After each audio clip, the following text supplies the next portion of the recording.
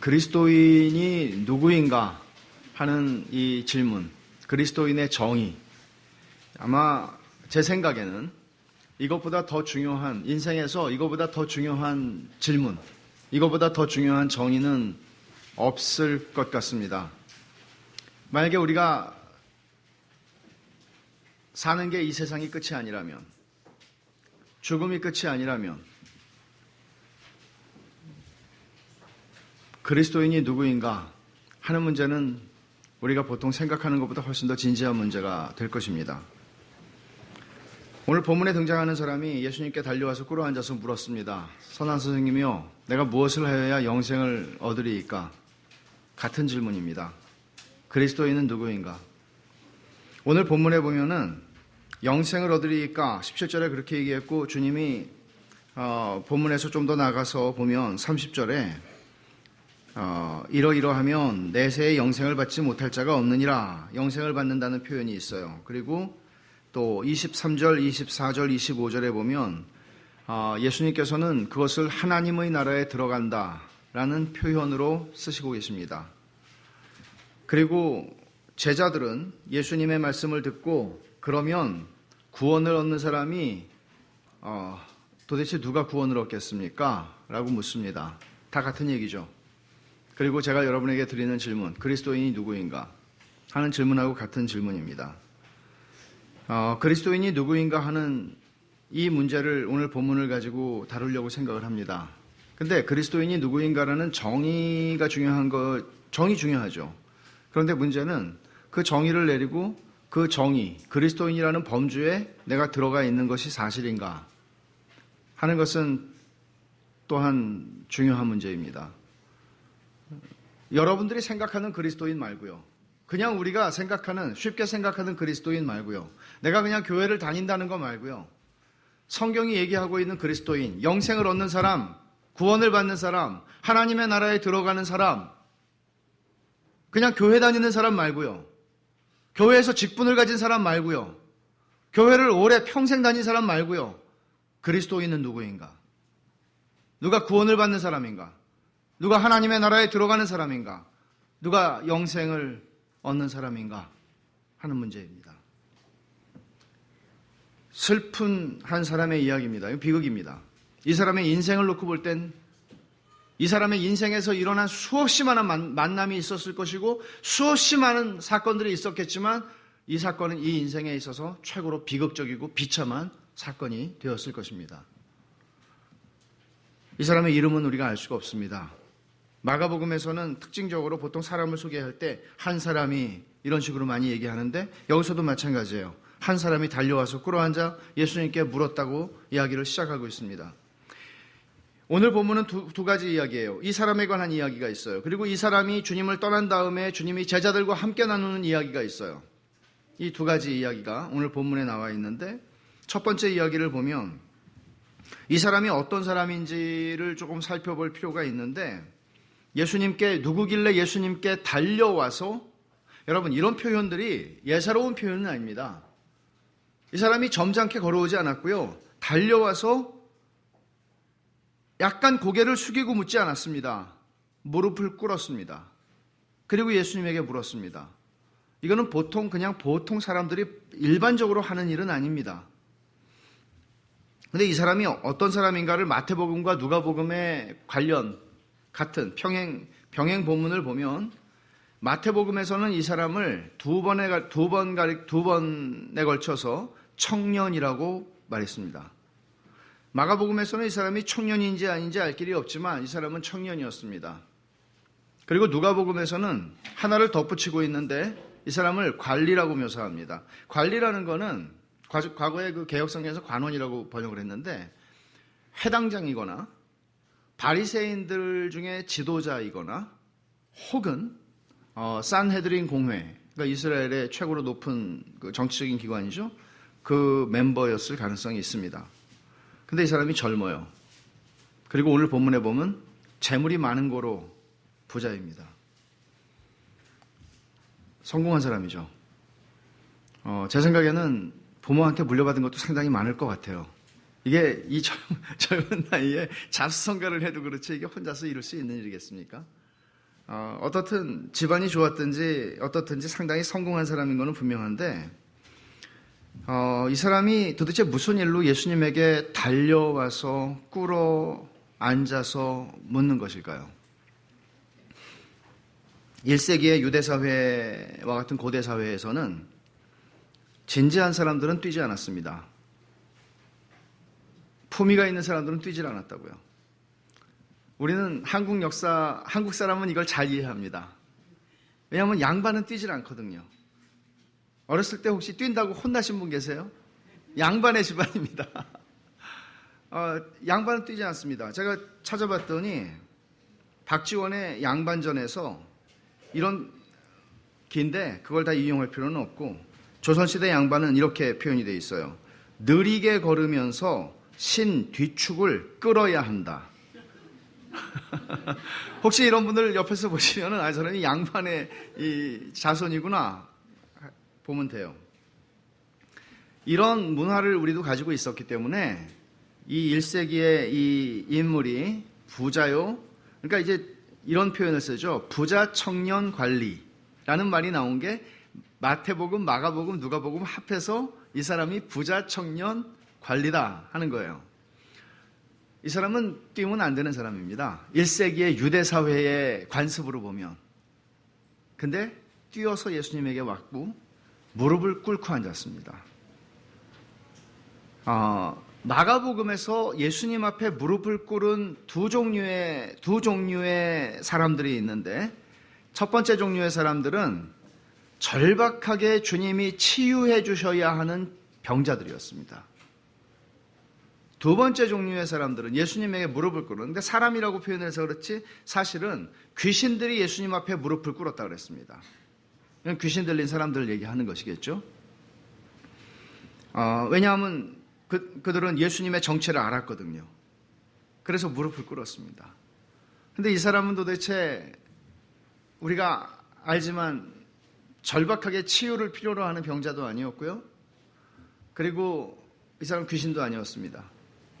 그런데 이 사람이 예수님에게 달려와서 신분과 지체가 있는 사람이 이렇게 달려와서 꿇어앉아서 예수님에게 묻습니다. 뭔가 그 내면에 있는 절박함? 뭔가가 있었으니까 그렇게 행동했겠죠? 예수님을 언제라도 내가 만나서 차를 한잔 마시면서 대화할 수 있는 상대라고 여겼다면 그렇게 하지 않았을지 모르겠습니다. 그러나 예수님은 당시에 수많은 사람들을 끌고 다니는, 말하자면 1세기 예수님이 공생의 사역을 감당하셨던 3년 동안은 예루살렘뿐 아니라 유대뿐만 아니라 갈릴리에서도 사실은 예수님은 영웅이었습니다. 쉽지 않은 분이죠. 만나기 쉽지 않은 분이죠. 이 사람은 찬스를 얻었다고 생각하고 뛰어왔는지 모르겠습니다. 여튼 그 안에 있는 어떤 절박함이나 갈망이 있었기 때문에 그것이 무엇인지는 우리가 좀 더 살펴봐야 되겠지만 그는 달려왔고 무릎을 꿇었습니다. 우리는 종종 이 사람을 폄하하는 경향이 있는데 우리가 억지로 폄하할 필요는 없으리라 생각을 합니다. 왜냐하면 예수님께서 여기 굉장히 마가복음에서 유일하게 한번 쓰인 표현인데요. 이 사람에 대해서 주님이 말씀하실 때 21절에 예수께서 그를 보시고 사랑하사 이르시되 그랬어요. 그를 보시고 사랑하사 이르시되, 예수님이 어떤 특정인을 가리켜서 사랑하셨다고 표현을 한 거는 마가복음에 이게 유일한 것입니다. 그냥 친구로서 사랑했다가 아니고 여기 아가페라고 하는 단어를 쓰고 있습니다. 주님이 이 사람을 사랑하셨습니다. 이거는 그냥 사랑하는 척한 게 아니고 예의를 갖춘 게 아니고 이 사람을 사랑하시면서 말씀하셨답니다. 이렇게 드물게 사용되는 표현이 이 사람에게 쓰인 걸 보면 주님께서 이 사람의 갈망을 읽으셨고 이 사람의 안에 있는, 내면에 있는, 주님 앞에 달려나오지 않을 수 없었던, 그리고 무릎 꿇지 않을 수 없었던 이 사람 안에 있는 내적인 이 욕구가 있었던 것을 주님이, 절박함을 보셨던 것이죠. 주님이 이 사람을 귀하게 여기셨습니다. 그리고는 이 사람이 예수님에게 묻는 게 무슨 말인가 하며, 선한 선생님이여 내가 무엇을 하여야 영생을 얻으리이까 하는 말입니다. 이 사람은 어쩌면 자기가 행하고 있는 모든 율법 준수와 모범적이고 성공적인 삶을 살아왔고 성취한 삶을 살아왔고 더 이상 올려다볼 사람이 없을 만큼 성공한 삶을 살아왔는데, 그것이 단순히 경제적인 문제가 아니고 권력의 문제도 아니고 명예의 문제만도 아니고 이 사람은 종교적으로도 굉장히 바른 삶을 살아왔던 사람입니다. 어려서부터. 그런데 아마도 제가 보기에는, 학자들이 여러 가지로 해석을 하고 있지만 아마도 제가 보기에는 그런데도 채워지지 않는 뭔가가 있어서 그걸 풀어줄 수 있는 분은 이분밖에 없다고 생각을 했기 때문에 예수님에게 뛰어오지 않았을까 싶습니다. 모든 걸 다 이루었어요. 솔로몬처럼 안 해본 게 없어요. 생각나는 거는 다 해봤어요. 하고 싶은 거를 안 해본 게 없어요. 왜? 할 수 있는 능력이 있으니까. 근데 채워지질 않는 거예요. 뭐 솔로몬까지 가겠습니까, 이 사람이? 그렇지만 1세기의 유대 사회에서 이만큼 성공할 수 있는 사람이 없었다는 것을 생각해 보면 이 사람은 자기가 할 수 있는 모든 것들을 다 했어요. 율법을 준수했고요. 모범적인 삶을 살았을 것입니다. 이 사람이 뭐 어디서 갑질하고 이러지 않았을 것 같습니다. 이 사람은 정말 경제적으로도 뭐 다 이룰 만큼 이루었고 또 베풀면서 살았으리라 생각을 합니다. 그런데 뭔가 채워지지 않았겠죠? 만족이 됐으면 예수님에게 이 사람이 와야 할 이유가 있습니까? 어떤 학자는 주님의 제자가 되고 싶어서 달려왔다고 보기도 합니다. 주님의 제자가 되고 싶어서. 그럴 수도 있습니다. 이 사람은 주님을 선한 선생님이라고 불렀습니다. 1세기, 2세기의 유대 문헌에는 랍비든지 훌륭한 사람을 가리켜서 선한이라는 형용사를 붙인 사례가 단 한 번도 없답니다. 사람에게는. 그러니까 이 사람이 예수님에게 다가와서 선한 선생님이요라고 했을 때 예수님이 하나님이시라는 것을 알았다, 그럴 리는 없습니다. 그런데 이 사람이 예수님에게 선한 선생님이라고 얘기했을 때 이 사람이 한 것은 그냥 입에 발린 립 서비스를 한 거다, 그렇게 보는 사람들도 있지만 사실 저는 그렇게 보고 싶지는 않습니다. 이 사람의 진정성이 느껴지기 때문입니다. 아주 이례적으로 예수님을 존경했고 그 존경하는 자신의 마음을 예수님에게 표현한 것 같습니다. 근데 예수님께서는 약간 퉁명스러운 대답을 하시죠. 뭐라고 대답하시나요? 18절에 예수께서 이르시되 내가 어찌하여 나를 선하다 일컫느냐, 하나님 한 분 외에는 선한 이가 없느니라. 이 구절 때문에 많은 학자들이, 성경학자들이 골치가 아픕니다. 당신이 선하지 않으시다는 말씀인가? 겸양의 말씀인가? 주님께서는 아마도 당신이 하나님인 것을 알지 못하는 이 사람에게 그것을 증명하려고 하셨다기보다는 선한이라는 형용사는 언제나 하나님에게만, 유대인들에게는 하나님에게만 사용되는 형용사인데, 선하신 하나님 자신의 위엄과 속성과 성품과 그분의 절대적인 존재이심을 부각시키고 그분에게 이 사람의 시선을 돌리고자 하셔서 주님께서 이렇게 말씀하셨을 가능성이 있다고 보는 학자들이 많습니다. 저도 물론 그렇게 생각을 합니다. 주님은 주님 자신에게 다가오는 사람을 선생님으로 이해하고 주님 자신에게 다가오는 사람의 시선을 하나님에게로 옮깁니다. 많은 지도자들이 이것을 하지 못하기 때문에 망합니다. 한둘이 아닙니다. 주님께서 그렇게 이 사람의 주의를 하나님의 성품과 그분의 절대적인 요구, 주님이 이제 절대적인 요구를 하실 거거든요. 이 사람한테 하나님에게로 이 사람의 시선을 옮깁니다. 그리고 여러분 이 사람의 질문을 가만히 한번 생각해 보세요. 얼마나 기특한 질문입니까? 적어도 마가복음 10장에 이르기까지 그 앞에서 이런 기특한 질문을 던진 사람은 제자들 중에서도 아무도 없었습니다. 구원의 문제, 영적인 문제를 들고 예수님에게 질문을 한 사람들이 별로 없었습니다. 제자들은 고기 잡다가 왔든가 돈 세다가 왔습니다. 진지하지 않았습니다. 이 사람은 마가복음 10장에 올 때까지 제가 볼 때는 가장 진지한 사람입니다. 예수님은 당신의 메시아 사역을 이 사람의 질문을 내가 기다렸던 질문이 이제야 나오는구나. 여러분 그렇잖아요. 좋은 질문이 좋은 대답을 만들잖아요. 야, 드디어 내가 기다렸던 질문을 네가 하는구나 하고 주님이 당신의 메시아 사역의 본질과 사역을 설명해 주실 수 있었을 것입니다. 그런데 주님은 그렇게 하시지 않습니다. 이 사람이 던지는 질문에 대해서 주님께서는 19절에 내가 계명을 안 하니 하면서 살인하지 말라부터 내 부모를 공경하라까지 10계명의 두 번째 돌판이라고 알려져 있는 10계명의 두 번째 부분, 사람에 대한 부분을 주님께서는 말씀을 하셨습니다. 그러자 주님의 말씀이 끝나기가 무섭게 이 청년은 이것은 내가 어려서부터 다 지켰나이다라고 자신 있게 대답합니다. 여기서 우리는 이 사람이 율법 준수에 있어서 상당한 자부심을 가지고 있는 바리새인 중에 한 사람이라는 것을 확증하게 됩니다. 보통 여러분 같으면 이런 대답을 들으면 어떻게 반응하시겠어요?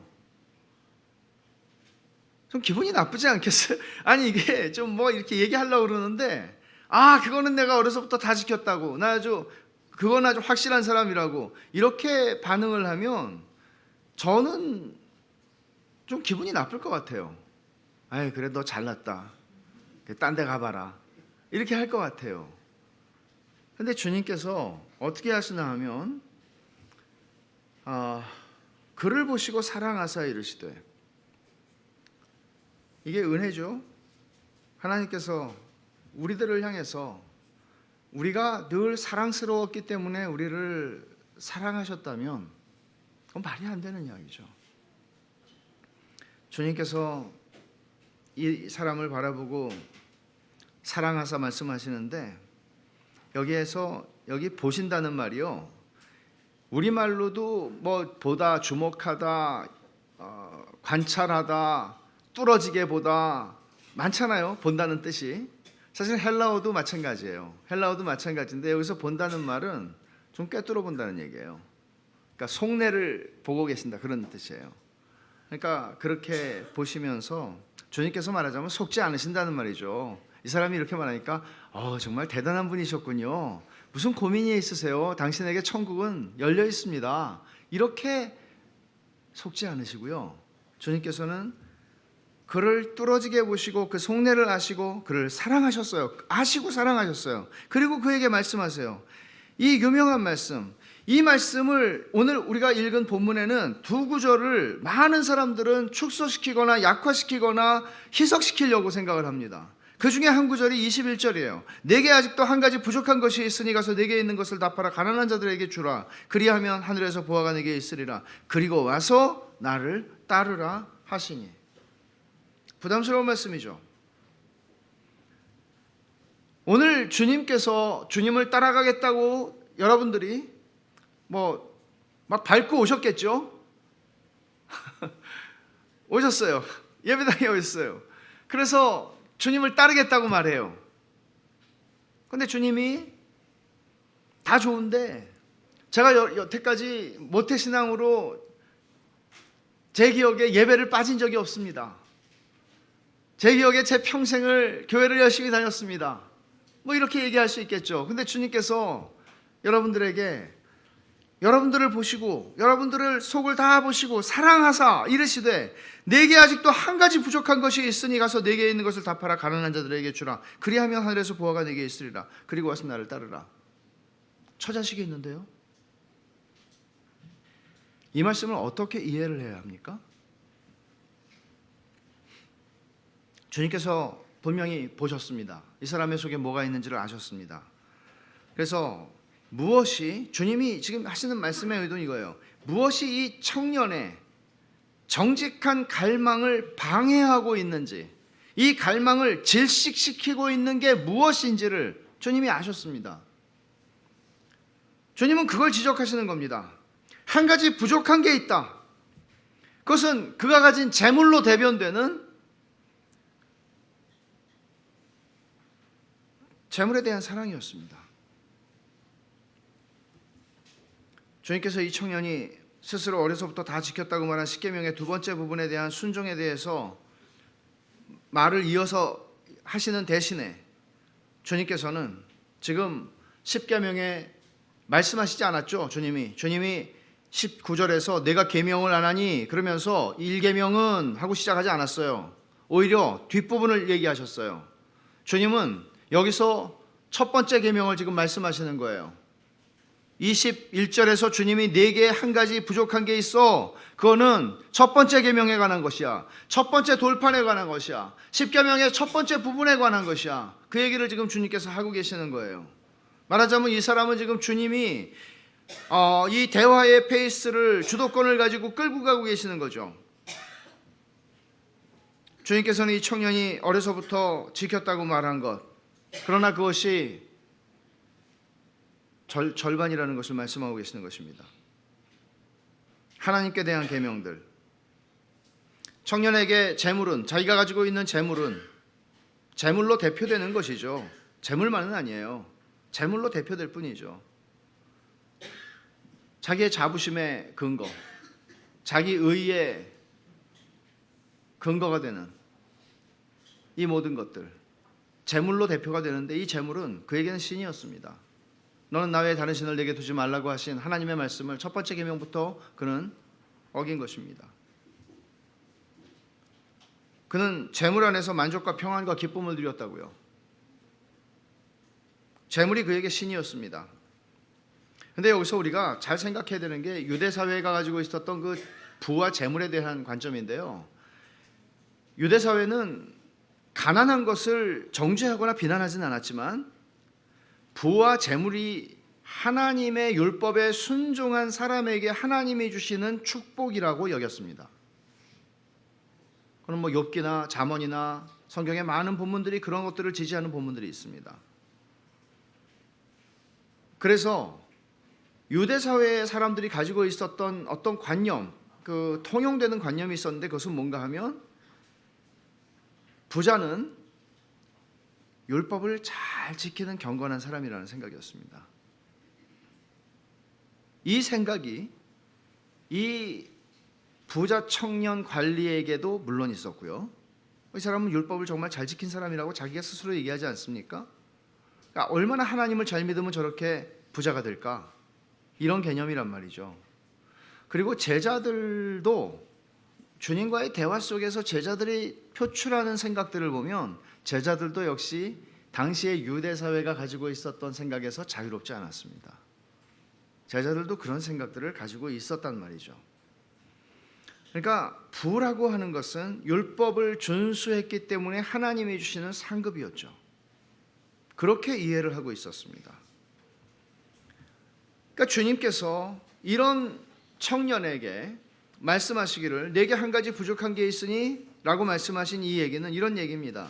너의 우상인 재물을 내려놓고 나를 따라오면 하늘에서는 비교할 수 없는 보상이 주어질 거야. 말하자면 주님은 이 세상이라고 하는 짧은 시간의 기간 속에서 모든 것을 얘기하시지 않고 영원이라고 하는 시간 속에서 얘기를 하시는 거예요. 보화가 있을 거라고, 너에게 상급이 주어질 거라고.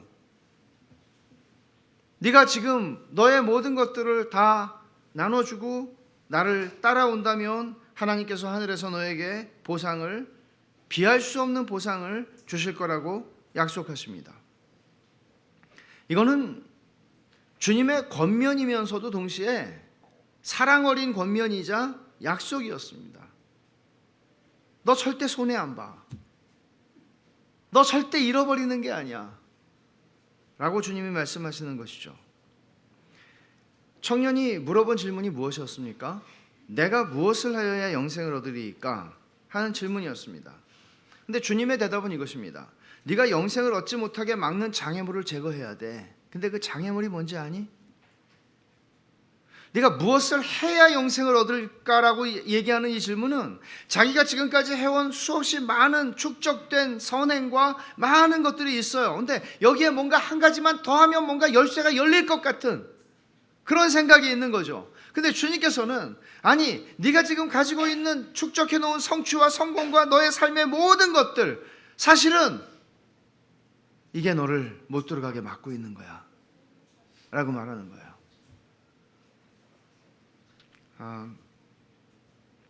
주님의 말씀은 굉장히 역설적이죠. 주님이 이 부자 청년 이야기가 나오기 전에 13절부터 16절에는 어떤 이야기가 나오나 하면 어린아이들이 예수님께 나오는 거예요. 근데 제자들이 막 꾸짖어요. 어린아이들 데리고 주님 앞에 오지 마! 막 꾸짖어요. 그러니까 주님이 노하셨어요. 그리고는 어린아이들이 내게 오는 것을 용납하고 금하지 말라. 하나님의 나라가 이런 자의 것이니라 그러셨어요. 애들은 가진 게 아무것도 없어요. 애들은 연약해요. 애들은 뭐 가난하다고 말할 것도 없어요. 가난한 게 아니고 애들은 거지예요. 자기 거라고 할 수 있는 게 없는 거예요. 근데 주님은 그 아이들에게는 너는 부족한 게, 너는 온통 부족한 것 뿐이구나라고 말씀해야 되는데, 걔네들한테는 하늘나라는 너희들의 것이다라고 말씀하셨다고요. 근데 모든 걸 다 가지고 있는 이 부족함이 없는 사람한테는 주님이 부족하대요. 이 사람한테는 부족하다는 거예요. 네가 하나님의 나라에 들어가려면 네가 가진 전부를 팔아 가난해져야, 연약한 어린아이들처럼 돼야 네가 하나님 나라에 들어가는 거야 라고 말씀하는 거예요. 이거는 윤리적인 차원으로 이해하면 안 돼요.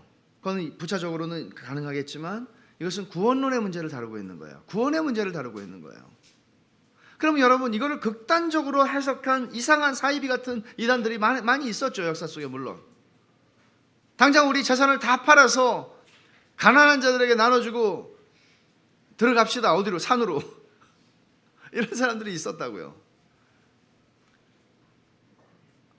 성경은 부를 죄악시하지는 않습니다. 그러나 돈을 사랑하는 것은 일만하게 근원이라고 얘기합니다. 돈 자체가 문제가 아니고 돈을 사랑하는 것이 문제입니다.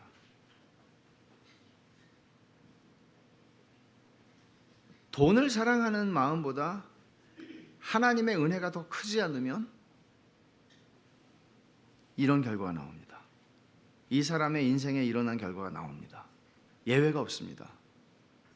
우리가 예수님을 믿는다고 하나 우리들에게도, 우리의 삶에도 오늘 이 말씀은 대단히 중요한 경고를 줍니다. 이 사람은, 이 청년은 자기가 생각할 때 자기가 가지고 있는 재물은 하나님의 축복의 표시였어요. 하나님의 축복한 표시였어요. 자기가 뭐 어떤 못된 짓을 하고 뭐 거짓말치고 이렇게 해서 돈을 벌었을 것 같지 않아요. 정직하고 성실하게 살아왔고 하나님께서 그를 축복하신 결과라고 그는 이해했을 거예요. 그런데 왜 주님께서는 너에게 한 가지 부족한 게 있어, 그게 뭔가 하면 너의 영생을 얻으리까 무엇을 하면, 아니 무엇을 하는 게 아니고 네가 지금 이걸 버려야 돼. 이게 너를 영생에 들어가지 못하게 막고 있는 거야 라고 얘기하시는 거예요. 근데 왜 그런 일이 일어나요? 무조건 일어나요? 아니요. 이 사람의 삶에는 은혜가 없었어요. 이 사람은 율법주의의 삶을 살아가고 있는 거라고요. 율법주의의 특징은 뭐예요? 하나님을 사랑하지 않고 순종하는 거예요. 사랑 없는 순종, 사랑 없는 섬김, 마음 없는 행위, 그게 율법주의예요. 하나님을 사랑하기 때문에 하는 게 아니에요. 그래서 이 사람에게 가지고 있는 이 재물은 자기 자신은 하나님의 축복이라고 여겼을지라도 이것은 그를 하나님께 나아갈 수 없도록 막는 우상이었고 신이었다고요. 그래서 이 사람은 결국 22절에 보면 그 사람은 재물이 많은 거로 이 말씀으로 인하여 슬픈 기색을 띠고 근심하며가 아니라, 이 말씀으로 인하여, 이 말씀이 무슨 말씀이에요? 사랑 어린 권면이에요. 주님이 그를 보시고 사랑하여 이르신 말씀이에요. 근데 사랑하사 이르신 말씀 때문에 그 사람은 주님을 떠나갔어요.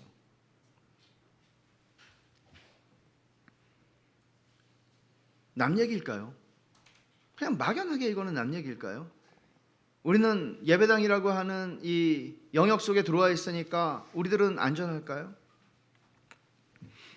청년이 떠난 후에 제자들을 보시고 말씀하세요. 제자들을 둘러보시고 말씀하시는데 23절에 재물이 있는 자는 하나님 나라에 들어가기가 심히 어렵도다. 해석이죠. 주님의 해석이죠. 그 사람, 재물이 있는 사람이에요. 그 사람을 해석하는 거예요. 이렇게 어렵구나. 재물이, 그 사람이 가진 재물이 하나님의 축복이라고 제자들도 생각을 하고 있었는데 그 재물이 도리어 저주가 되었구나. 그 재물이 도리어 하나님의 구원을 누리지 못하게 하는, 하나님의 구원에 들어갈 수 없게 만드는 것이 되었구나. 장애물이 되었구나 그런 얘기를 하시는 거죠. 제자들이 이 말씀을 듣고 어떻게 반응을 하죠? 24절에 보면 제자들이 그 말씀에 놀라는지라. 그러니까 이 제자들도 이 청년하고, 주님을 떠나간 청년하고 조금도 다르지 않아요.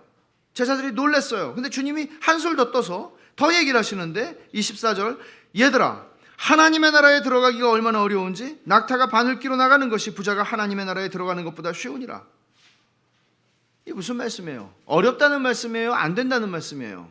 안 된다는 말씀이죠. 조금 아까 우리가 읽은 21절 말씀을 자꾸 축소시켜서 해석하려고 하는 경향이 있는 것처럼 25절에 있는 말씀도 배웠다고 하는 학자들이 이 말씀을 자꾸 축소시켜서 해석하려고 하는 것이죠. 그래서 그 시도를 보면은 약간은 흥미롭죠. 낙타라고 말씀한 게 헬라어로는, 여러분 낙타 카멜이잖아요. 카멜. 헬라어로는 카멜론이거든요. 근데 밧줄이라고 하는 말이 카밀론이에요. 비슷하죠. 그래서 낙타가 바늘귀로 들어가는 게 아니고 밧줄이 바늘귀로 들어가는 거를 잘못 이렇게 옮겨서 이렇게 된 거다. 그러면 밧줄은 바늘귀로 들어가요? 사본상의 증거도 없어요. 이거는 지지를 받을 수가 없어요. 또 하나는 바늘귀가 진짜 바늘귀가 아니라 예루살렘에 들어가는 문들이 많았잖아요. 뭐 양의 문도 있고 미문도 있고 많이 문들이 있는데 그 중에 하나 바늘귀라는 문이 있었대. 조그매가지고. 그래서 낙타가 무릎 꿇고 기어가야 들어갈 수 있는 문이었다는 거죠. 근데 문제는 뭔가 하면 고고학적인 증거가 없어요. 그렇게 믿고 싶은데. 그래서 애써 무릎 꿇고 겸손하게 들어가면 들어갈 수 있다. 뭐 이런 말씀이면 좋겠는데 그렇지 않아요. 미국의 켄터키주에 어느 한 지역에 여행을 갔던 적이 있는데 거기 바늘귀라고 하는 그 통로가 있어요. 바위 틈이에요. 그래갖고 당시엔 제가 지금 같지는 않았기 때문에 거기를 간신히 통과를 해서 제가 지나갔죠. 바늘귀로. 그걸 생각하고 주님이 바늘귀를 말씀하셨다고 생각하면 오산입니다. 주님이 말씀하신 것은 말씀하신 그대로 낙타가 바늘귀로 나가는 것이 부자가 하나님 나라 들어가는 것보다 쉽다. 불가능하다는 말이죠. 그러면 우리는 우리 시대에 그냥 1세기 유대 사람들의 사고방식을 이해하지 못하면 그러면 주님께서는 아마 부를 굉장히 죄악시하셨기 때문에 가난한 사람만 천국에 갈 수 있다는 말씀인가 보다. 얼른 부자와 나사로 비유가 얼른 생각나지 않습니까? 근데 그런 말씀이 아니에요. 아까 제가 말씀드린 대로 사람들은 이렇게 생각한 거죠. 부자들은 천국 가는 거예요. 왜냐하면 부자들은 율법을 잘 지킨 사람들이거든요. 그럼 주님께서 지금 이 말씀, 부자가 천국에 가는 게 어렵다. 그럼 가난한 사람은요? 부자도 못 가는데 가난한 사람은 어떻게 하겠어요? 사실은 이런 뉘앙스가 이 유대 1세기 유대 사회 속에 있었던 것들이 여기에는 상당히 함축되어 있는 것입니다. 그러니까 주님께서 아무도 하나님 나라에 들어갈 수 있는 사람은 없다고 말씀하시는 거예요. 그러니까 알아들은 제자들이 뭐라고 반문합니까? 26절에 보면 매우 놀라. 이번에는 아주 매우 놀랐어요. 그리고 서로 말하는데 뭐 예수님에게 말한 것도 아니에요. 서로 말하는 거. 야, 그럼 누가 구원받겠어? 맞아요. 제대로 알아들은 거예요. 아무도 구원받을 수 없다는 얘기를 주님이 하신 거예요. 그러니 주님께서 그 제자들이 서로 묻는 것을 보시고 말씀하시기를 27절에 사람으로는 할 수 없으되 라고 말씀하시는 거예요. 사람으로는 할 수 없다. 너희가 무엇을 하여 영생을 얻으리까? 아니, 무엇을 하고 간에 할 수 없다. 사람은 불가능하다. 그 얘기를 하시는 거예요. 이 말씀을 하시는 것. 사람이 무엇을 해도 자기 힘과 노력으로 영생 얻을 수 없다. 이 말씀을 통해서 주님은 제자들이 자신들의 연약함과 불충분함과 부족함을 보게 하시는 것이죠. 여러분, 오늘 이 메시지, 오늘 이 본문이 우리에게 주는 메시지, 교훈이 무엇입니까? 중요한 교훈은 이것입니다. 우리가 가지고 있는 최고의 강점이 구원의 장애물일 수 있다는 것이죠. 그것은 종교적인 것일 수도 있습니다. 그 모든 것을 망라하고, 예를 들어서 제가 스스로 내가 목사인데 내가 하나님 말씀을 전하고 평생을 살다가 주님 앞에 갔는데 설마 그런 식의 생각을 만약에 가지고 있다면 설마가 진짜가 되겠죠. 만약 그런 식의 생각을 가지고 있다면, 예를 들어서 내가 얼마나 많은 일을 주님을 위해서 했는데 라고 말하는 게 그 사람의 자부심과 자기 의의 근거가 된다면 정말 주님이 나는 너를 도무지 모르겠다고 하는 일이 일어날 거예요. 남 얘기가 아니에요. 우리들의 이야기예요. 이것은 우리가 가진 최고의 강점이 하나님께 나아가지 못하게 하는, 그래서 영생을 얻지 못하게 하는 장애물이 될 수 있다는 것이죠. 그게 대단한 것이든 대단하지 않은 것이든 사람들이 알아주든 알아주지 않든 상관없어요. 사람한테는 다 있어요. 그게 자기만의 자부심, 자기의 자랑거리, 만일 그게 사회적으로 인정을 받는 것이면 그거는 더 증세가 심해지겠죠. 여기서 자유로운 인생은 없습니다. 우리는 다 자기가 의지하고 기대고 살아가는, 하나님을 믿는다고 하지만 동시에 우리가 기대는 구석이 있다고요. 이 청년에게 그것은 재물이었습니다. 단순히 재물이 아니라 율법 준수에 대한 하나님의 보상이고 하나님이 주신 축복의 표였습니다. 자기에겐 이게 있었습니다. 그럼에도 불구하고 이 청년은 확신을 갖지 못했죠. 이것이 율법주의의 한계입니다. 이것이 율법주의의 한계입니다. 율법주의가 만들어내는 최고의 열매는 자기의일 뿐입니다. 자신을 이만하면 훌륭하다고 여기게 만드는 그것, 내가 너하고는 좀 다르다고 생각하게 만드는 그것, 이걸 가지고 우리는 얼마나 많이 흐뭇하게 스스로 생각하며 살아가나요?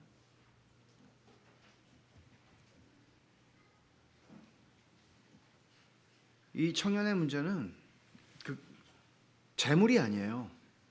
재물이 내 자부심과 자기의의 근거가 된 거예요. 재물이 아니라 내 자부심과 자기의의 근거가 된 거예요.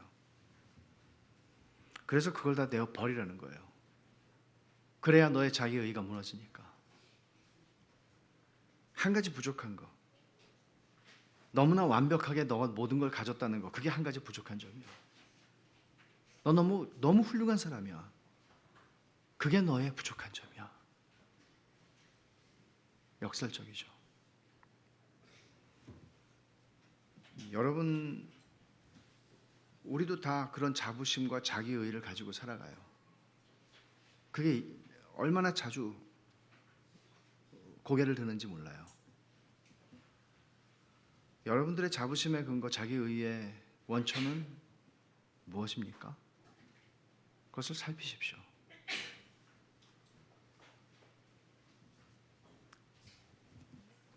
처음에 제가 던졌던 질문, 그리스도인은 누구인가? 주님의 말씀대로, 오늘 본문의 주님의 말씀대로 그리스도인을 정의한다면 그리스도인은 사람으로서는 할 수 없으되 라고 하는 주님의 말씀을 인정하는 사람이 그리스도인입니다. 사람은 안 된다.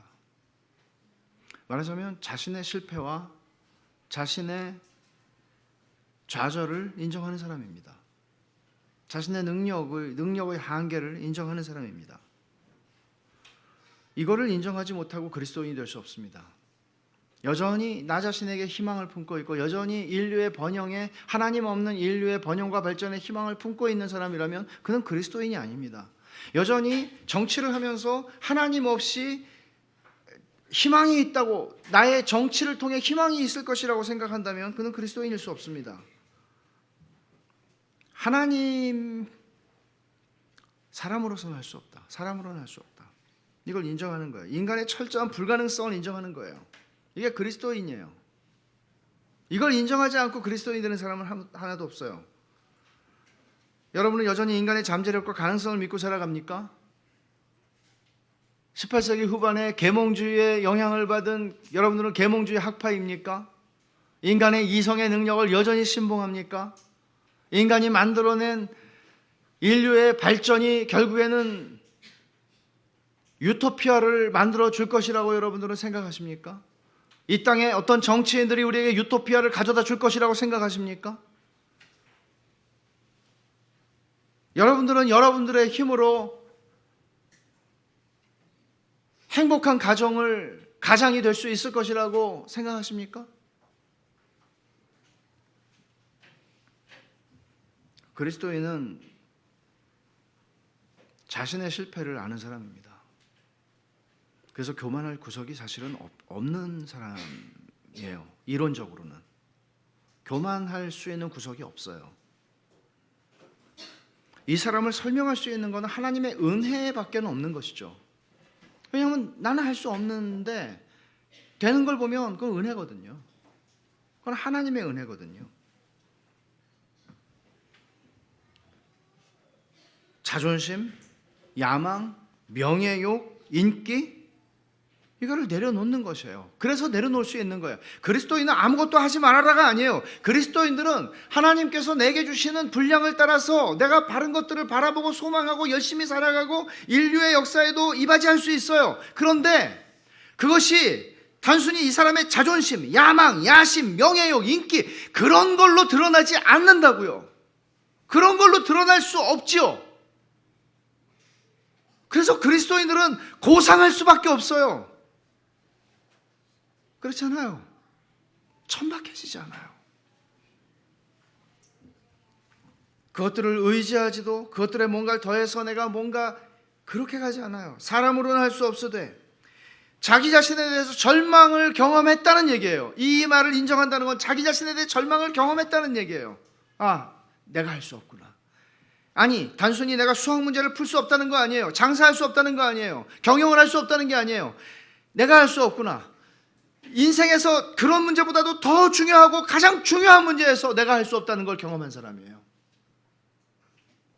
이런 실존적인 절망을 경험한 사람이에요. 그 사람이 그리스도인이에요. 주님의 대답은 언제나 이거예요. 내가 무엇을 해야 해요? 그러면 주님의 대답은 사람으로는 할 수 없다. 이게 성경의 대답이에요. 여러분 그것을 아시나요? 그것을 경험하셨나요? 여러분들은 하나님 앞에서 여러분의 존재가 아무것도 할 수 없는 여러분의 스스로의 능력이나 여러분들이 지금까지 성취해온 삶의 모든 것들을 다 동원할지라도 이 면에서는 여러분들은 실패할 수밖에 없는 존재라는, 무력한 존재라는 사실을 경험하셨나요? 그리스도인은 인간의 불가능성을 철저하게 인식하는 사람입니다. 세상은 자기 장점을 최대한 홍보하고 개발하고 높여서 자기를 실현하라고 얘기하지만, 자기의 가능성을 드러내라고 얘기하지만, 이런 사람들이 승자라고 얘기하지만 성경은 그렇게 말하지 않아요. 그런 사람들, 자신만만하고 자기 힘으로 모든 걸 할 수 있을 것 같은 인상을 주는 그 모든 사람들은 복음과 무관하다고 말해요. 복음은 그들에게 할 수 있는 일이 없다는 거예요. 주님께서는 건강한 사람이 의원을 필요로 하지 않듯이 나는 죄인을 부르러 왔다고 말씀하셨어요. 복음은 이런 면에서 복음은 패자를 위한 것입니다. 여러분들이 그리스도인이라면 여러분들은 자신이 패자라는 사실을 인정한 사람들입니다. 사람으로는 할 수 없어도 복음은 자신의 불가능성을 철저하게 인정한 사람에게 유효합니다. 그래서 주님 말씀에 반응한 걸 보면은 너무 천지 차이가 나잖아요. 바리새인과 서기관 같은 사람들, 소위 그 시대의 종교적으로나 모든 면에서 다 자리를 잡고 뭔가 성취를 이룬 사람들이에요. 이 사람들은 주님이 하시는 말씀을 들으면서 야, 저걸 누가 할 수 있어? 저 사람은 너무 높은 기준을 요구하잖아. 그렇게 생각을 했다고요. 그래서 예수님을 싫어했고 배척했다고요. 자기들이 할 수 없는 불가능한 것, 예를 들어 주님이 이렇게 말씀하셨죠. 산상수훈에서 너희의 의가 서기관과 바리새인들의 의보다 더 낫지 않으면 하나님 나라에 들어갈 수 없느니라. 아니, 자기들이 하나님 나라에 들어갈 수 있을 만큼의 의를 쌓았다고 생각한 사람들에게 우리보다 더 나은 의가 있다고? 누가 그 의를 이룰 수 있는데? 저 사람은 입만 열면 사람이 지킬 수도 없는, 이룰 수도 없는 높은 기준을 이야기해. 너라면 갈 수 있겠어? 라는 생각들을 가지고 예수님을 배척했죠. 부자 청년 관리도 그런 식으로 예수님을 배척한 건 아니었지만, 왜냐하면 이 사람은 정말 갈망이 있었던 사람이거든요. 제가 볼 때는. 근데 주님을 떠나갔어요. 주님의 제자가 될 뻔했는데. 근데 놀랍게도 세리와 창기와 죄인들은 주님이 하시는 말씀이 들렸어요. 정말 이상하지 않아요? 그들에게는 그 말씀이 들렸어요. 그 말씀이 야 저걸 누가 해? 그들은 이렇게 반응하지 않았다고요. 왠지 아세요? 이 사람들은 자기들이 패자라는 걸 경험했고 알았던 사람들이거든요. 자기들이 힘써서 안 된다는 걸 알았어요. 그리고 자기들이 이제 노력해서 뭔가 자기들의 인생을 바꿀 수 있거나 자기들의 성격을 바꿀 수 있거나 자기들의 처지를 바꿀 수 있다는 생각을 포기한 사람들이에요. 나는 할 수 없어. 이 사람들에게는 그래 사람은 할 수 없어. 그렇죠. 근데 하나님은 하신다. 그들에게는 이 말이 소망으로 들렸다고요. 내가 이렇게 많이 쌓아오고 이렇게 힘들게 이렇게 애써서 여기까지 쌓아왔는데 이거를 아무것도 아니라고? 라고 말했던 사람들은 다 갖춘 사람들이었고 이룬 사람들이었고 성취한 사람들이었습니다. 역사적으로 두 가지 반응이 복음에 대해서는 언제나 있었습니다. 복음이 들려질 때 내가 무시당하는 느낌이 들고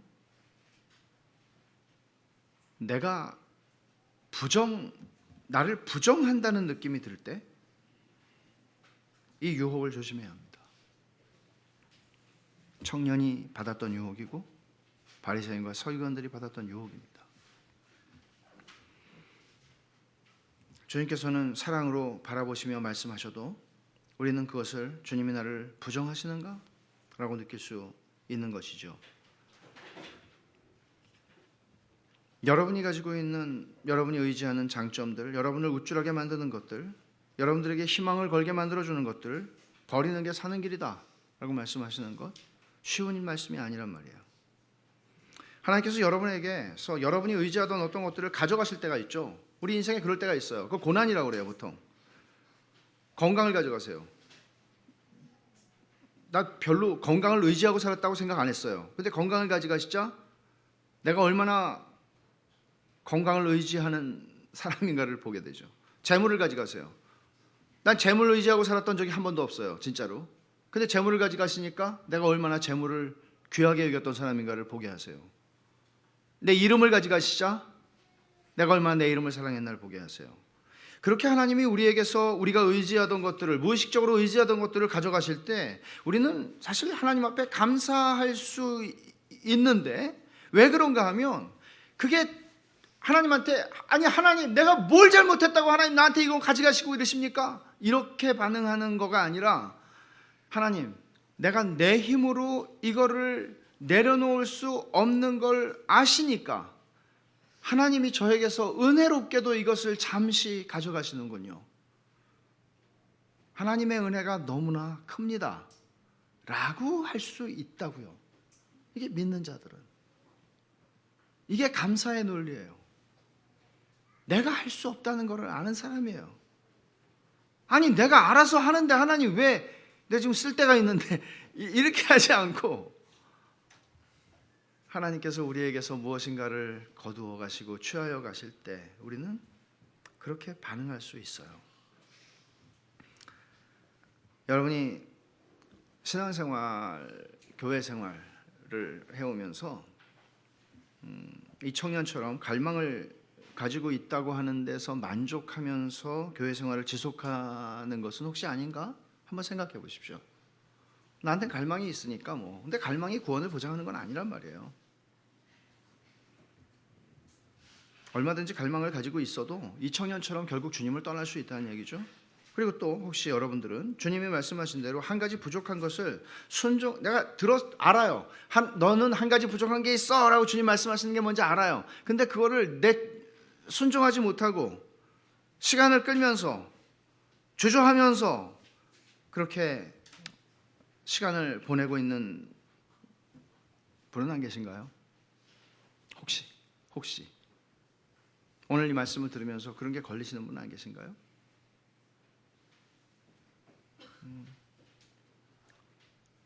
이것도 사실 우리 힘으로 할 수가 없어요. 왜냐하면 이 사람은 저는 주님, 이 사람 성격상 주님 버릴까요? 알았어요. 잠깐만 기다리세요. 다 팔고 올게요. 이렇게 하는 건 꽝이에요.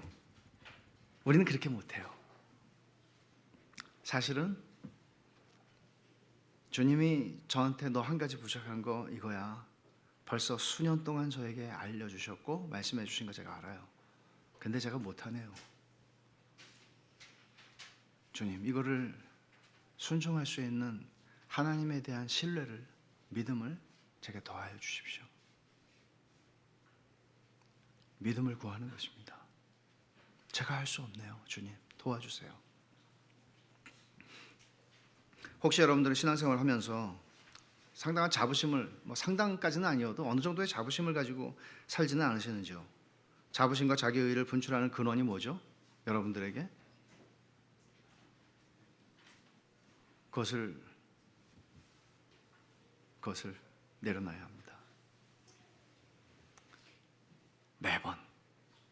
왜냐하면 한 달만 지나면 그게 또 생기거든요. 풀을 깎아도 자라는 것처럼 시간이 지나면 또 자라요. 그래서 우리의 자기의의는 마치 자라나는 풀처럼 멈추는 때가 없어요. 그렇게 되면 우리는 위험한 자리에서 신앙생활을 하는 것이에요. 그럼 은혜를 받지 못해요. 마음이 가난해지지를 못해요. 그래서 오늘 이 말씀 앞에서 여러분 자신을 돌아보십시오. 그리고 주님이 그를 보시고 사랑하사 이르시되, 주님이 사랑하셔서 여러분 한 분 한 분들을 사랑하셔서 오늘 여러분에게 주시는 말씀을 들으십시오. 그리고 우리의 반응은 동일해야 합니다. 주님 도와주세요. 내가 아무것도 할 수 없는 사람인 것을 다시 한번, 그리고 늘 깨닫게 해주세요. 은혜가 아니면 저는 설 수 없습니다. 그렇게 하고 하루하루 우리의 인생을 살아가는 것입니다. 그리고 그런 마음을 가지고 하나님을 섬기고 살아가는 사람들에게 하나님께서 은혜를 주십니다. 기도하십시다. 하나님 아버지 감사합니다. 주신 말씀, 이 자리에서 이 말씀을 들은 모든 사랑하는 주의 자녀들, 주의 백성들에게 그 가슴에 깊이 새겨주셔서 씨름하고 은혜를 구하고 믿음을 구하며 겸비한 자로 진짜 그리스도인으로 주 앞에서 은혜를 받으며 살아가는 저희가 되게 하여 주시옵소서. 예수님 이름으로 기도하옵나이다. 아멘.